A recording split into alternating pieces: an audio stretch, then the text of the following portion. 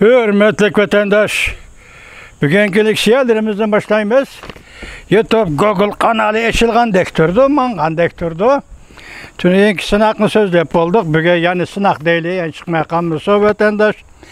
Bugün çizlağa 2021 yıl 10. ayının 5. günü hürmetli vatandaş. Mavzu doğrusu da gep kılsak mandak. Aksaray Beycan'ın Tayvan'a ig'vogarchilik qilishiga ciddi dikkat kılıvatımız. Beş burcaklık bina Tayvan'a berge verdiğimiz granit taşlık müstahkemdir. Dep ko'rsatdi mavzulu haber 10. ayının 5. günü Amerika ovozinin Xitoy til programmasi e'lon qilindi. Haber bundoq boshlanadi.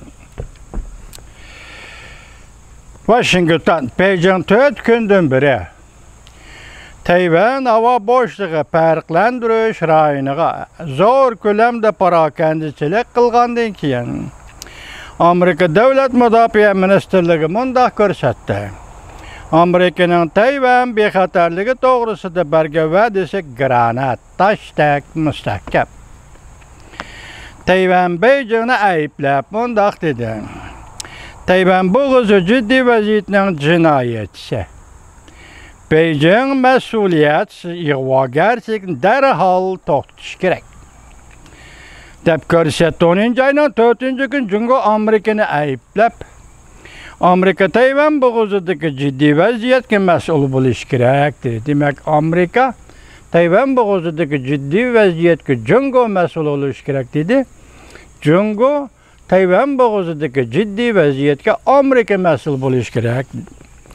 Aksaray mundaq ko'rsatdi. Amerika yanada Jungoning Tayvanga yaqin joylarda harbiy ig'vogarchilik qilishlariga diqqat qilyapmiz.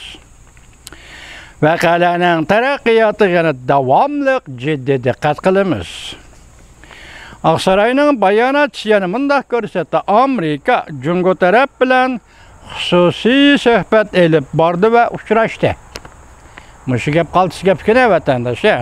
Amerika Jungo taraf bilan xususiy suhbat elib bordi va uchrashdi.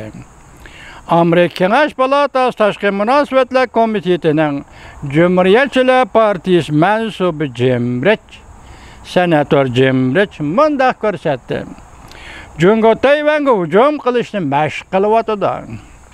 Butun dunyo bundaq tahdid oldida g'azablanishi kerak.